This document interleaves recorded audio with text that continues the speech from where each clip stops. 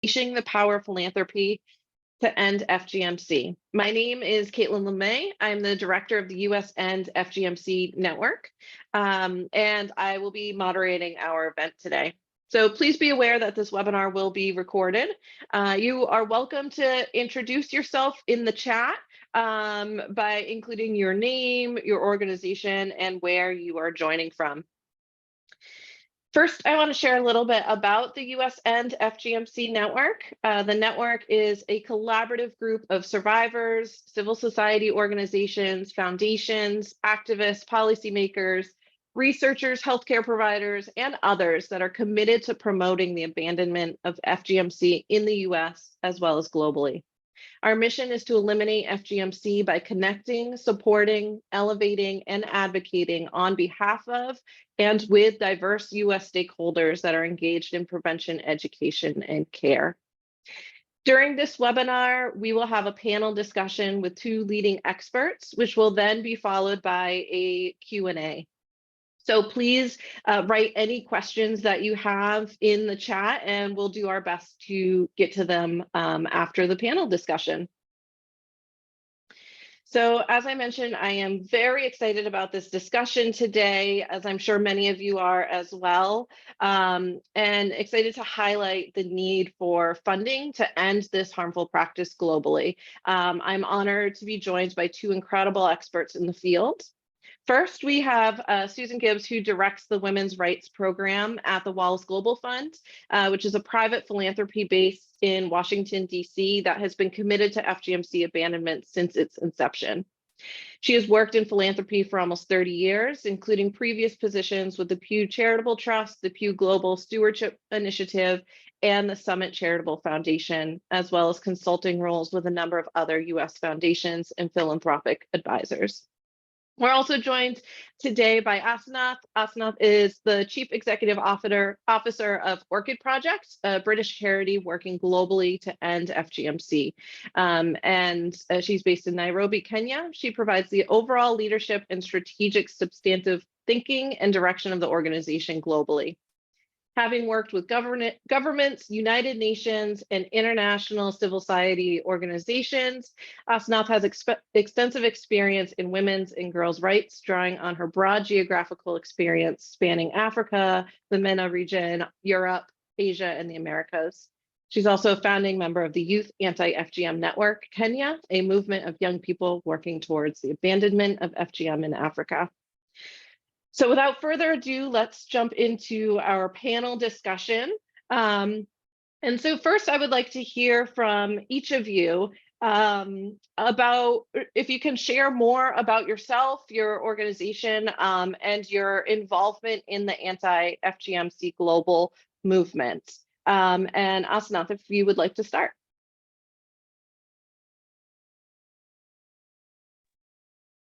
Thank you so much, Caitlin. Confirm that you can hear me.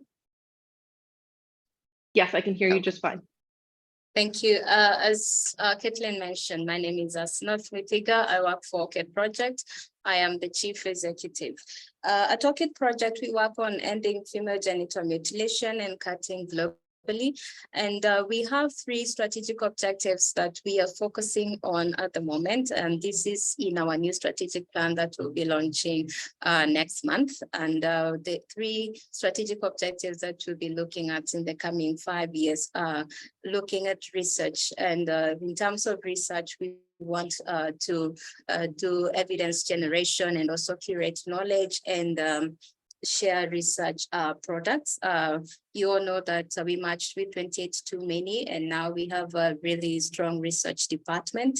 The other thing that we'll be working on is on knowledge sharing workshops and capacity strengthening for our partners, either grassroots organizations or international partners, to give them that capacity in terms of gender transformative approach and being sensitive in terms of how they communicate about ending female genital mutilation and cutting, And our third strategic objective is about advocacy, resourcing, fundraising campaigns, both at the global and the regional levels, calling out for actions, calling out for commitments with governments and international organizations. So that is what Orchid does. I've been in this space for over a decade plus now, and this began in Kenya, where I worked with national organizations. As you've mentioned, I've worked with various both state and non-state actors, and it's an area that really we need to focus more on, because most of the people are either not aware that FGM is harmful, or it is an issue that requires a lot of attention, or maybe because of other things. But that in a nutshell is who I am and what we do at Orchid Project. Thank you for having me. Thank you so much. And Susan. Yes, hi, thank you. It's wonderful to be with everyone this morning. So as Caitlin already mentioned, I'm with the Wallace Global Fund, which is a private foundation based in Washington, D.C., that since our founding has been focused on FGM. The daughter-in-law of the foundation's founder spent some time in West Africa back in the 70s and 80s and became passionate about this issue. And so it's something we've been long committed to. I should mention that the Wallace Global Fund also funds in other areas: democracy, the environment, corporate accountability, and across all of our funding areas is a recognition of the power of social movements, especially now as around the world so many governments are failing their citizens. So we have a strong social movement focus. And again, we're really working on driving toward a tipping point so that the current momentum that I think we're all seeing in our various locations, the current momentum building toward ending FGM becomes truly unstoppable. And I've long been interested in this issue because actually I am the great niece of a woman who endured FGM back in the late 1880s here in the United States. FGM, as many of you know, was and actually still is in some cases practiced in the US and Europe. It was formerly a treatment for hysteria, or which kind of, I won't go down that rabbit hole, but as is so often the case everywhere, as a means of controlling female sexuality. So here's my great aunt, who I often take to meetings of FGM activists around the world, and I like to think that she is really inspired by all of you working on this issue. So yes, Wallace Global Fund, to wrap up, is an active funder in this space. We're very passionate about this issue, and it's a pleasure to be here. Thank you so much. Thank you both for sharing more about yourselves and the work that you do. Just a reminder to the participants, if you have any questions that come up along the way as the panel discussion is going on, please type them in the chat.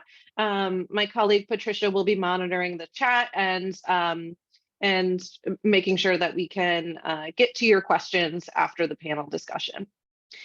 And I really want to start this off by understanding, why are we talking about this? Though I assume most of you already know that there is, a need for additional funding in this work. But Asenath, you have a campaign at Orchid Project that really highlights the funding gap around this issue of FGMC. Can you talk a little bit more about what the funding gap is and about the campaign that you all are doing at Orchid Project? Yes, thank you, Caitlin, for that. Maybe before I talk about the campaign, maybe let's talk about FGMC and what it is and what is the issue, because we need to frame the issue before we start talking about why we need this funding. We are talking about an issue that affects over 200 million women and girls globally who have undergone FGMC, and research shows that 4.3 million girls are at risk each year. We are talking about an issue that is deeply rooted in gender inequalities and unequal power relations, and also an issue that is a human rights violation. So that alone should really make funders, make donors want to fund this sector, because it is an issue that has been globally recognized as a global issue. And that is the reason why it was included in the Sustainable Development Goal 5. So at Orchid Project, we are running a campaign that is What's the Gap campaign, where we've held conversations with grassroots partners and other partners in this sector.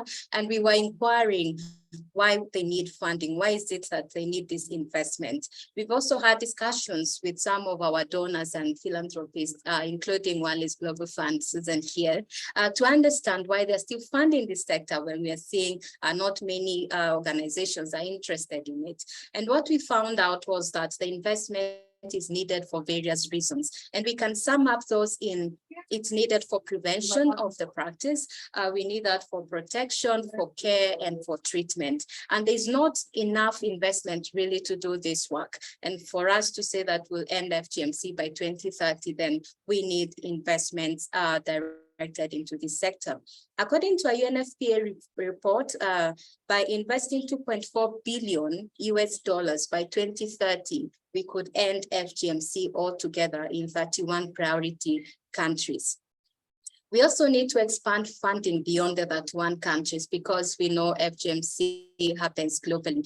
In a report by Global Platform to End FGMC, it actually says 90 or 92 countries. So we need to extend beyond the 31. But the 2.4 billion is just earmarked for the 31 priority countries. And out of the $2.4 billion, what is availed is $275 million. This is in regards to development assistance report. So we have a gap of 2.1 billion that needs to be resourced, and this also needs to be allocated proportionately. We all know that investing in ending FGMC delivers results. I mean, from the meager funding or investment in this space, we can see notable progress, but all this, it is at a snail's pace. So what we're saying that for us, the reason why we are running the funding gap is because we want to close that funding 2.1 billion gap that is in existence. And for us to be able to do this, we want to recommend the use of multi-sectoral approach, because we have seen it work in other sectors. And what we're saying is, if indeed governments have prioritized issues of women and girls, then they should be able also to enact laws and policies and allocate budgets and implement those budgets. I was just talking with Susan before we started this webinar, and I mentioned how Kenya has been implementing as allocated budget out of the policies that are in existence. With governments, if there are no policies, then how do they allocate budget? Because policy also then means that you can allocate money. The other thing is having accountability framework. In as much as there's allocation, we also want to track this money. Has it indeed been allocated? And if it is allocated, what has it been allocated to do? And we have this accountability framework to avoid diversion. We all witnessed what happened when COVID hit. All the monies were being redirected, to deal with the COVID crisis. So when you have an accountability framework, then it helps you to track that when the money is not diverted, and also to track progress of that funds. Then also investing in coordination. What coordination does is to avoid duplication, that many partners are working in the same sector, doing the same thing, yet they can collaborate and use little money and do more for impact. Then also engaging the private sector to spearhead technical expertise. We have to resource this in a business unusual way. When you look at the resources in the FGM sector, is dwindling. So how do we become more creative? How do we tap into private public partnerships? And for us to be able to do that, governments need the technical expertise. And who is better placed than the private sector to offer this expertise? How can governments go out and resource more funding? And through that, then that is where the partnership comes in.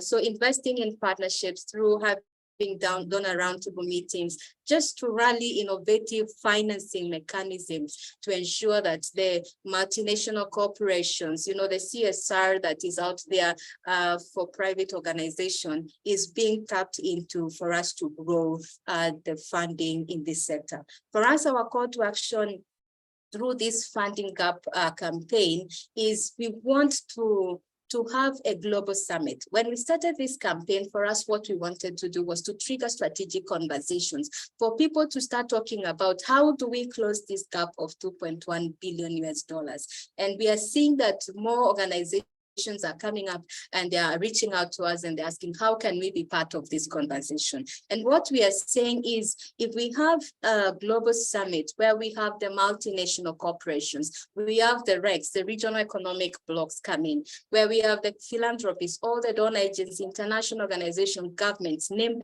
them, all the actors. If we can come together, sit in a room, discuss, then we need to find ways how to close this funding gap and secure the renewed commitments and actions really on investment in this sector so that we can end FGMC by 2030. Thank you. Thank you so much. That was such great information. I really appreciate your insight into this and particularly around this funding gap that you talked about.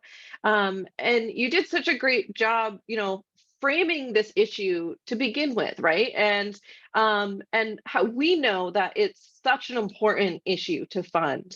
But Susan, I was wondering if you could talk more about how can we stress the importance of funding FGMC prevention and services to funders? What do funders need to know? They need to know a lot, and I'm so sorry. I see the comment, one of the comments in the chat. I wish I have dedicated myself to learning French this year, having been in Senegal all last week with West African activists, and so I wish that I could convey myself in French as well. But yeah, as far as the funding gap that was so eloquently teed up, one of the first things that funders need to know is that FGM is not an issue way over here in a corner in a box. It is intimately connected to many of the core issues that they care about, their funding, their prioritizing, whether it is gender-based violence, sexual and reproductive health and rights, girls' education, early and child forced marriage, maternal child health, economic development, human rights writ large, all of it. All of those issues are integrally linked to FGM. And in fact, FGM is really the start of so many of these issues. And so for one thing, it is at the center of what so many funders care about and are centering in their work. And I also feel strongly that, okay, we may not be able to topple patriarchy in our lifetimes. Clearly, we're seeing, in fact, a ferocious backlash around the world against kind of gender equality and feminism, but we can end FGM. It is something that we can collectively do. We can get it done. There's already such powerful momentum underway. I've also observed that funders, especially in the US and Europe, can be skittish about this issue. They might be fearful of being accused of passing judgment on other cultural or religious traditions, practices.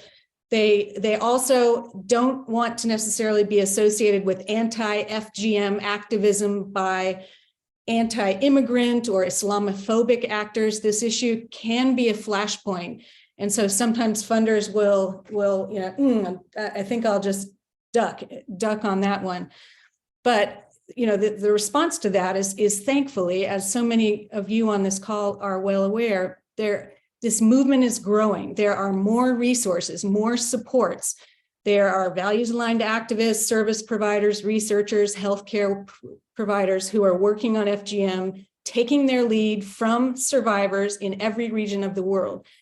And so, and actually a great example is this, of the sponsor of this webinar, the US End FGMC Network here in the US, where there are wonderful resources online. Caitlin and her team are, of course, available to speak with donors and sort of orient them as to just at the issue and sort of not demystify it, but just build comfort that this is an issue that there is wide support and a real community building around. And then I guess I would also say, in terms of what do funders need to know generally, is that FGM is against the law. It is whether or not there is a specific anti-FGM law on the books, or whether it is embedded in other legal frameworks in every country of the world. And so that's also important. This is not just sort of a touchy cultural issue that shouldn't be, it is against the law and needs to be treated as such.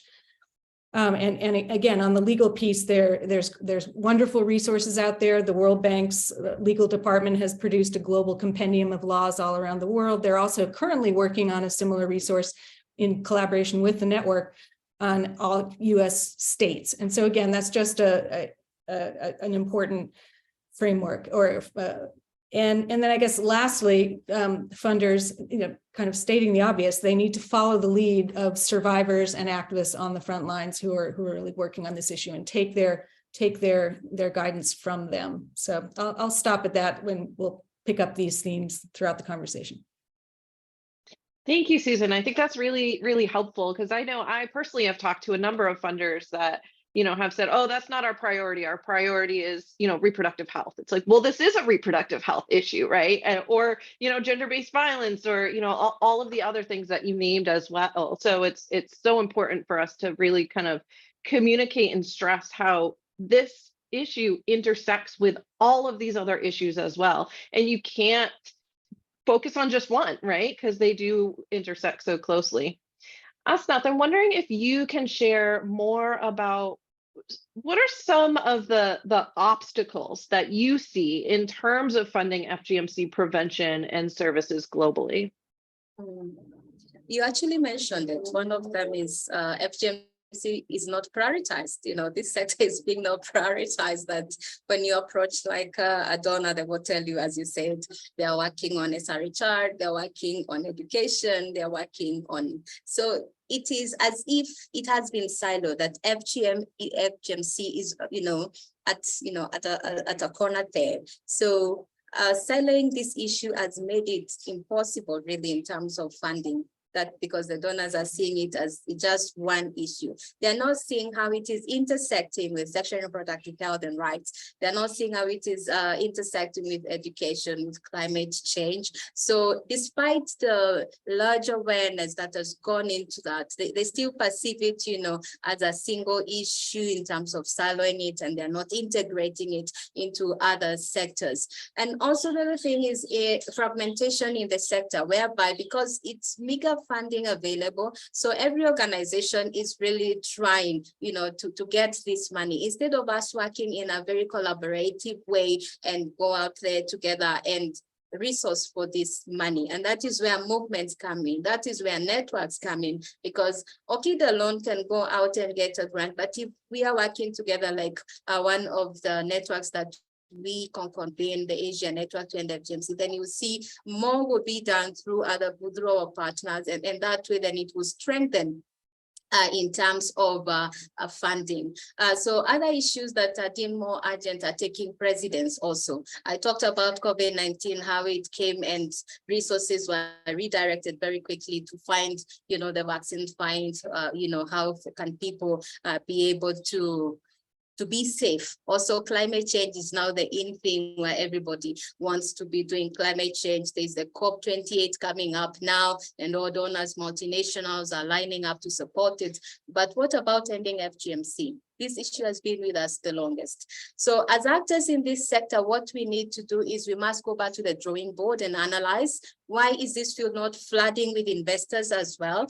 The issue we are talking about is valid, and requires the most urgent fund, just like climate change, actually more urgent fund than climate change, because women and girls are losing lives, as a result of it. So how do we repackage? How do we communicate better? Is it convince the donors to fund this space? So for me, that's what I can say. Also, the other thing is because, and sorry to say this, but that's the truth. The donors who want a quick fix, they want numbers, they don't want the long-term investment, because shifting attitudes, beliefs, social and gender norms takes long. And for them, they're not getting the quick numbers that they want. So it can be frustrating for them as well. So how do we look at the sustainability aspect? You know, most donor funding goes for a year, 3 years, 5 years max, you know. So the investment, so how do we ensure that there's a sustainability aspect? And one of them is what Susan mentioned about working with grassroots organizations, because this is where the work is happening, you know, and that is really sustainable. And also capitalizing on what works, you know, research shows what works. So funding what works really helps then that sustainability aspect. I'll stop there. Thank you. Thank you so much. And obviously, you know, as you mentioned, you know, grassroots organizations and networks such as our own, you know, can only do so much as far as like advocating for funding. And there's an important need for funders to collaborate and talk about this issue. So Susan, can you share more about how are donors collaborating to end FGMC? Sure. Before I talk about collaboration, I just want to position or I guess unpack the donor community. The title of this webinar is actually The Power of Philanthropy, which is a subset of the donor community. And so with respect to philanthropy, at least here in the United States, it is a vast, diverse, dynamic sector. I actually late last night, I did an internet search. I was like, how many foundations are in the US right now? And I've got all sorts of weird hits, but according to one estimate, there are almost 142,000 foundations in the US with combined assets of $144 trillion. Again, no idea if this statistic is true or what year it was generated, but this doesn't even include something called donor advised funds, which are assuming a greater role in US philanthropy, or individual donors, family offices. It's just a sprawling, diverse sector.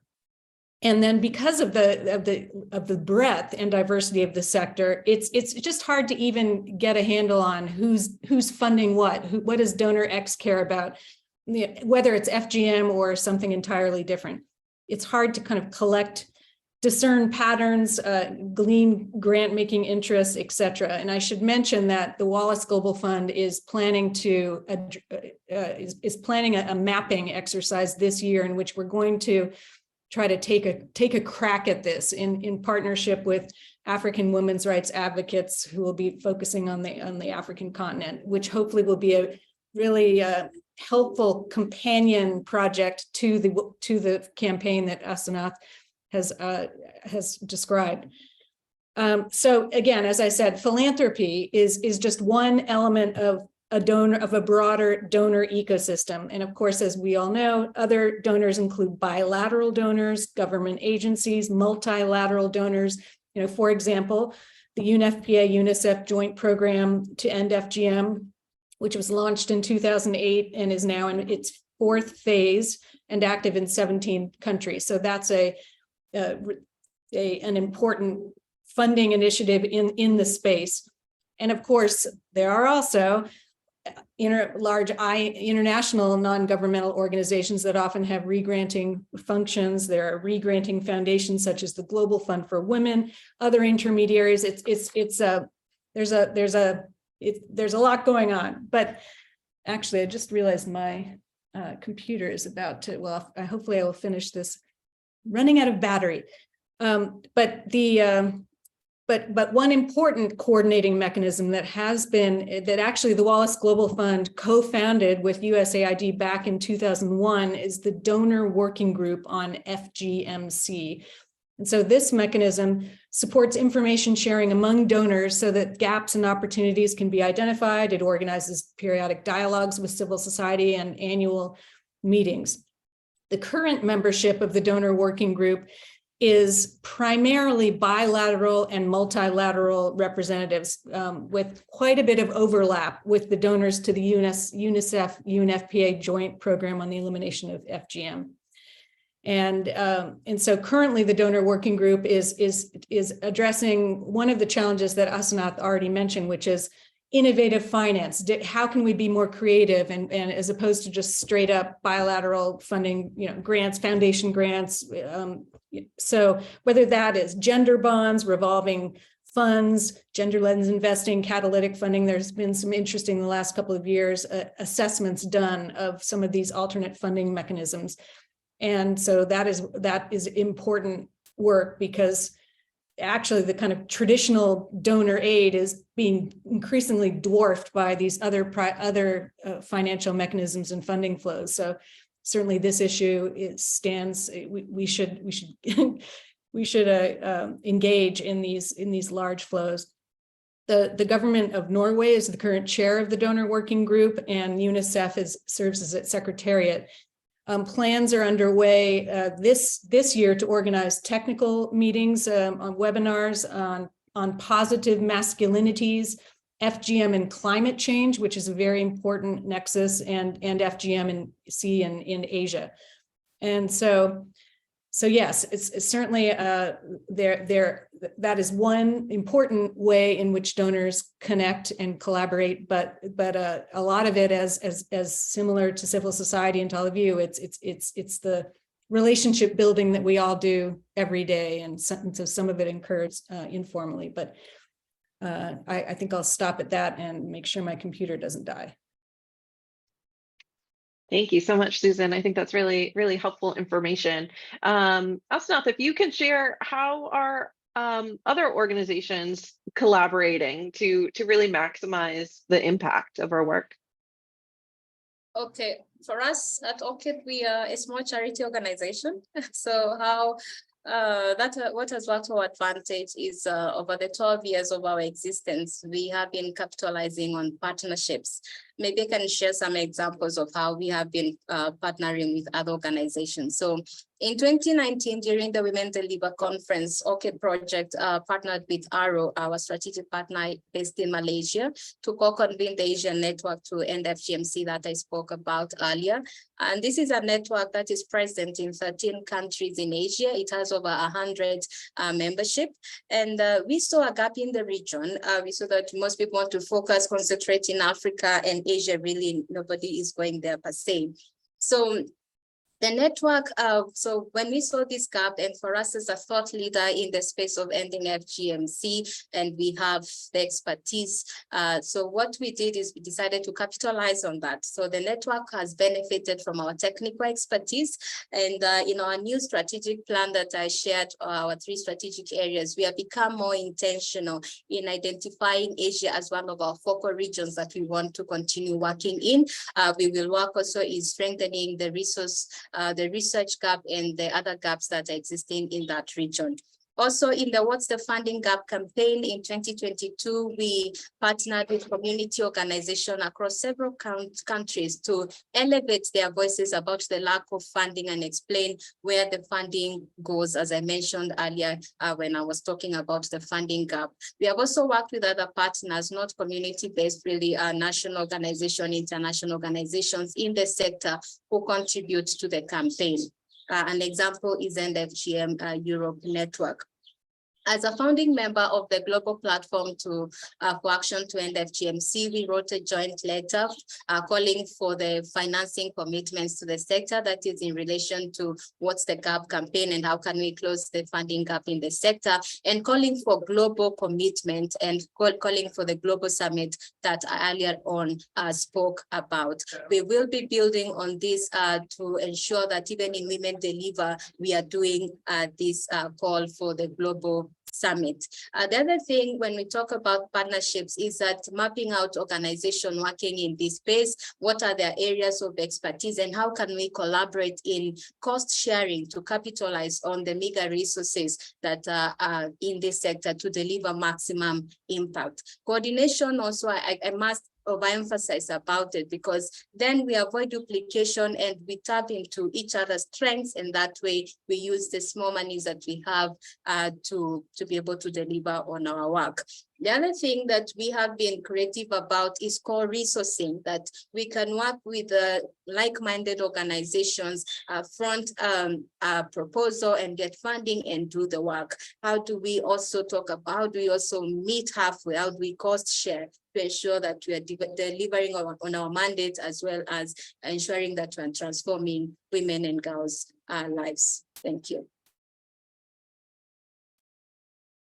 Thank you so much. And can you hear me okay? Okay, my earbuds just died while you were talking, so I had to switch out. But thank you so much for sharing, how organizations are also collaborating around this issue, because obviously we none of us can end FGMC by ourselves, right? We have to collaborate, we have to work together. Susan, are you back? Okay, perfect. So I was wondering if you can talk about, from your perspective, what are some of the biggest challenges that you see in addressing FGM, and how do you specifically address those challenges through your funding strategies? Yes, there are a number of challenges in terms of elevating and addressing, excuse me.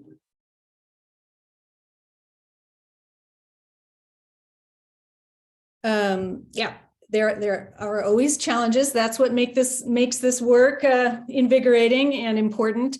So the first challenge, it has really already been mentioned, but I'll underscore it, which is just the moment that we're in the world today. Whether we call it a poly crisis, the economic and political trends, the climate crisis, rising authoritarianism. Researchers are talking about environmental and social tipping points. We all see this as we go on our computer screens or pick up a newspaper every day. There's just a lot of churn and struggle. And so that just makes it hard for all of us to elevate this issue within this context. And then, of course, FGM is, deemed a woman's issue. And we all unfortunately know how women's issues are typically handled, marginalized. And then this one can also be compounded with racism. There are just clear challenges there. So in terms of the response, I mean, we need to, as I've already indicated, follow the lead of survivors, organizations, and activists working on the front lines in prevention and treatment. And we need to break the silence, make some noise, continue to elevate this issue and go big. I mean, Asenath has already talked about this campaign in the Global Summit. That's great. It's ambitious and it's bold, and we need to do more of that. The Wallace Global Fund back in 2016 partnered with others on a U.S. summit to end FGMC by 2030, which was held at the U.S. Institute for Peace, in which members of Congress attended, administration officials, activists from the US and around the world. It was just a great moment where this issue was kind of on the map politically and among the advocacy community. I think it's high time to do it again, and some organizations, including the network, have been discussing this. But, again, just how can we just continue to elevate this issue where it needs to be? The Woman Deliver, of course, that will take place in Kigali this summer in July, offers a great opportunity to go big and bold at Woman Deliver in various ways and make sure that FGM is on the map. It reaches the attention of this. I've heard estimates. I think there were 6,000 people who attended Woman Deliver in Canada, as Asenath already mentioned. So many of them aren't focused on FGMC, but let's make sure they hear about this issue when they attend. The other challenge has already been noted in our previous conversations about the kind of integration versus separation. We've already said what's so obvious, that FGM is deeply intertwined with gender-based violence, sexual and reproductive health and rights, etc. And as Audre Lorde said, that there is no such thing as a single issue struggle because we do not lead single issue lives.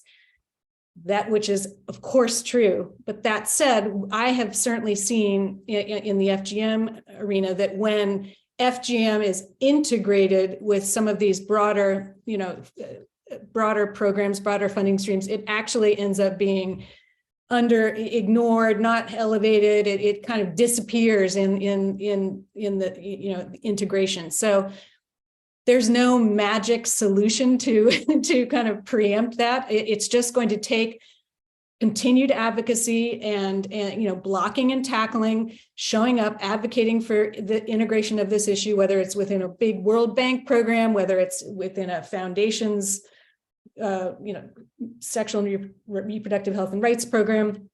It's we just have to keep at it, and of course continue to establish, and there's already a lot of great research on this, of just establishing the integral connection between FGMC and these other issues. So yes, and I've already mentioned just the patchwork, the kind of somewhat chaotic nature of funding in this arena at this point, and so Wallace Global is definitely committed to again in working with all of you to try to help achieve some clarity, some mapping, some getting a sense of a deeper dive into some of these funding themes and trends and obstacles, so that we can collectively better address them. Thanks so much, Susan. My next question for you, Asenath, is obviously in my experience, and I'm sure your experience as well, funders want to see the impact of this work, right? They want to see that their money is going to good places and that it's actually making an impact, right? So can you share from your experience, how can organizations measure the impact of their work to demonstrate that this is worth funding? Thank you so much for that question. I will start by saying that FGMC is a very sensitive issue. I will say that it's all about what's being reported, in the sense that when you look at even the questions being asked in the demographic health survey, the recorded data is what the respondent, chooses to share with you, and that's a challenge with measuring social and gender norms change, because if they don't report it, if they don't say it, then how do you ascertain, and you can't go like trying to maybe, contravene their rights, because it's unethical if you want to go maybe take people to hospitals and you can't do that. It's unethical. So it's really what is being reported, and majority of the donors also want numbers. How many girls did this? How many? It's so quantitative. They want numbers, but it is more of a qualitative issue than a quantitative issue. It's not just the numbers, how many girls were, but it's how did that process, how did this change take place?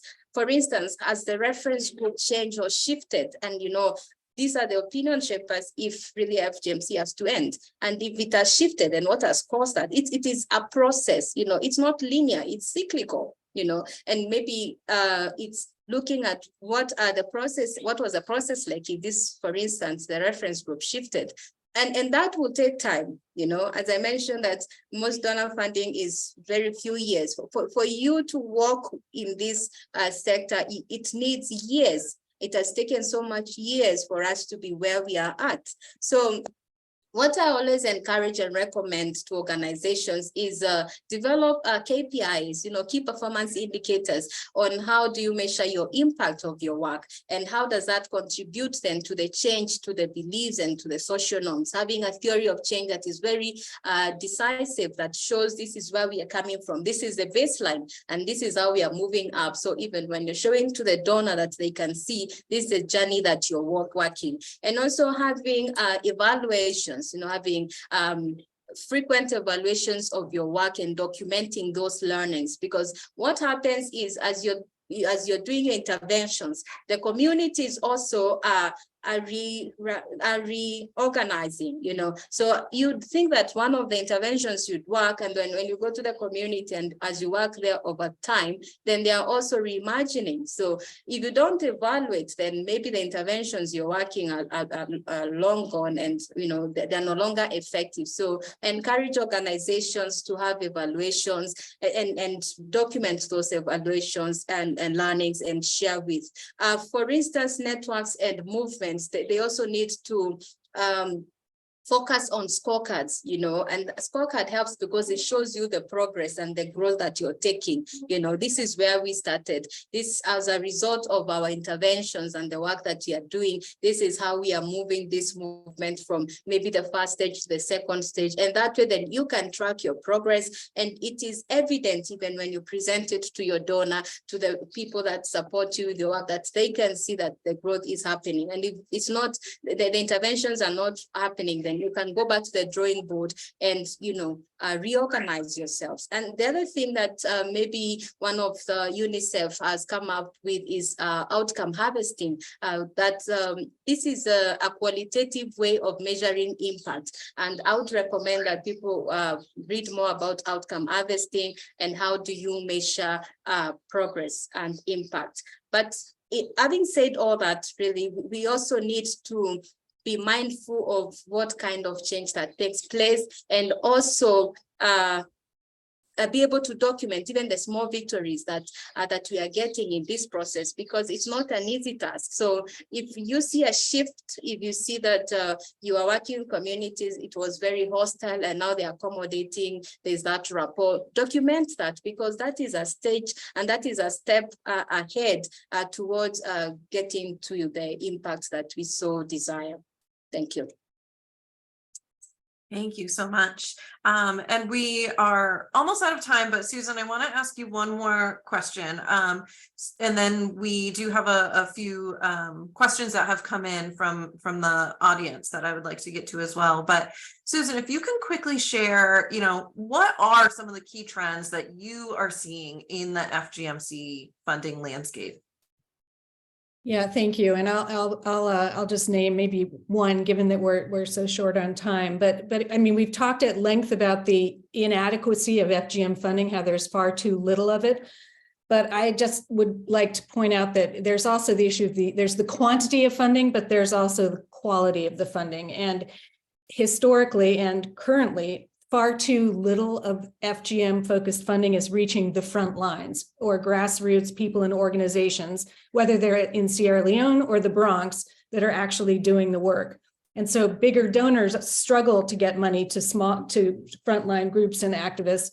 They complain that they don't have the capacity to oversee big money in almost every context. And so this, of course, it contributes to a vicious circle. Because if frontline activists and community groups don't receive funds, they don't learn how to manage the funds, and it's just a vicious circle. So the best way to build their capacity is obviously for them to receive the funding. And so one strategy that we've been supporting is an initiative by the Global Media Campaign to End FGM and their network of activists, along with UNFPA, which is driving a campaign to increase funding to the front lines. This Frontline Ending FGM initiative is developing a digital map and an app, which will help identify effective FGM activists and groups on the front lines in Africa, although this could obviously potentially go global or be replicated elsewhere. And it's all about addressing this challenge, this trend, which is how to help donors give directly to the grassroots, to vetted frontline organizations and activists. So that's one trend that I'm encouraged by. And so again, just the bottom line for all of this is that there really is unstoppable momentum toward ending FGM, and the funding community needs to redouble its efforts, and so that we can finally rid the world of this harmful practice. So again, thank you, and I will assume we have some questions. Yes, thank you so much. That's really great to hear that there is momentum. So the first question is from Manaz, and either Asenath or Susan, I'll let either of you respond. But her question is, how are we keeping the organizations and governments accountable and trace the use of funds? Maybe Asenath, if you want to start, because I know that you talked about accountability earlier. Yes, thank you so much, Manhaz, for that. How do we keep organizations and governments accountable? Beyond having an accountability framework, we also need to have a reporting mechanism as to how they would be reporting on the funds that they're getting reporting on the implementation that is taking place so that you can be able to track that. Otherwise, if there's no distinct reporting mechanism, there's nothing would be happening there. The other thing is having committees that meet regularly, you know, to be able to keep each other in check, because if you just wait on a report, people can write just about anything. So where is the monitoring in there? So the committees, what they do is that they would be monitoring indeed that this is the progress that is taking place. This is what is reflecting in the report, and that way you're able to keep each other accountable. I mentioned about the KPIs that you can track, because that way it informs the milestones. Have you been able to achieve the milestones that you set? And if you didn't achieve that milestone, what are you doing towards achieving those milestones? What are the setbacks? How do you address those setbacks that you are witnessing? So in a nutshell, that's what I can respond to. Thank you. And I can just quickly add, you know, I fear I'm stating the obvious, but advocacy is enormously important. You know, so for example, a number of years ago, here in the United States, the administration received congressional funding to work on FGM. There were concerns that it was not being, that there were concerns. And so thanks to advocacy on behalf of advocates here in the US, congressional offices reached out to what's called the Congressional Research Service here in the US, which is a formal, it's how Congress can commission research on various topics. So reports were done on, okay, what is happening in the US on FGMC, and they did extensive reports. So that's just an example that would never have happened without advocates reaching out to members of Congress, expressing concern. And then, so yeah, I just think advocacy and accountability is essential. Thank you so much, both of you, for your response. I think we have time for one more question, which is from Marion. And Marion asks, how do grassroots organizations connect with the mainstream funding? How do we learn about the funders? How do we really connect? So Susan, I don't know if you want to respond to this one first. It's hard, but there are various ways in which this is occurring more. Number one, these regional networks that Caitlin and the US End FGMC network is a perfect example of, offer opportunities for connection. And there's the Asia network, Europe, Africa. There are several initiatives underway formally connecting grassroots organizations to broader regional themes, communities. The Frontline Ending FGM initiative that I mentioned, that the Global Media Campaign and UNFPA is supporting, is another really powerful mechanism for communication.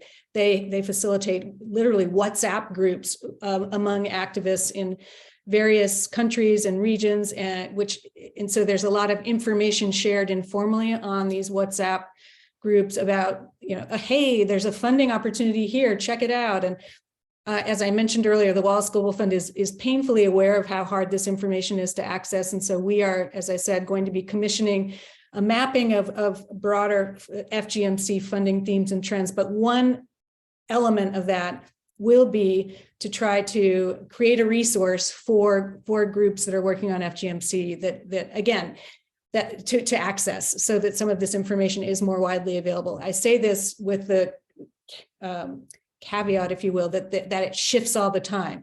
In other words, a donor will have somebody, a program officer, let's say, who's passionate about FGM, and then they'll leave the position, someone else will come in and couldn't care less. So these sorts of directories, if you will, these resources for grant seekers really do need to be updated constantly to be real. But yeah, it's something that we're very committed to working on this year and next. Thank you. Asenath, do you have anything to add to that? Just to echo what Susan has said about strengthening partnerships, being in networks and in movements in that way, we can be able to signpost one another when opportunities come up, because then you find that the networks, the movements, people have WhatsApp groups, people have, a way of keeping that communication going. And it's easier than if you are working with others. If you're plugged into this movement and networks, then you would be better placed for being signposted. We do knowledge sharing workshops at Orchid, and after that, the grassroots organization develop an action plan, and through that we support through signposting to donor organizations for funding. So just re-emphasizing on the need not to work alone, but plug yourself in a network, plug yourself in a movement. That way you are strategically positioned for donor funding, looking at even the way the space is shifting. Thank you. Thank you so much. So that concludes our panel discussion and our Q&A. Thank you so much for everybody who attended, who asked questions, who engaged in the chat. Of course, thank you so much to both Susan and Asenath for your invaluable expertise and input during this discussion. I appreciate all of you. I know that we are all working together in this incredibly difficult battle to end FGMC, and one theme that I really picked up throughout this conversation is the need to collaborate and to work together and just strengthen our partnerships, because like I mentioned earlier, we can't do this alone. So thank you everybody once again.